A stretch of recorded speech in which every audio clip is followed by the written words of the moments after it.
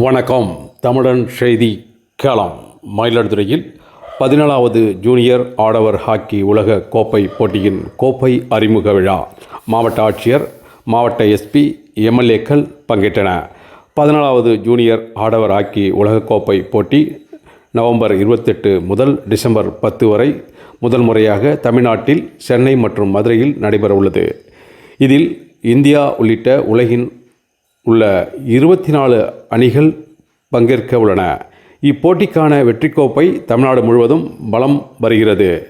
இந்த நிகழ்ச்சியை நவம்பர் மாதம் 10ஆம் தேதி சென்னை எழும்பூரில் உள்ள மேயர் ராதாகிருஷ்ணன் ஹாக்கி ஸ்டேடியத்தில் தமிழ்நாடு துணை முதலமைச்சர் உதயநிதி ஸ்டாலின் தொடங்கி வைத்தார்.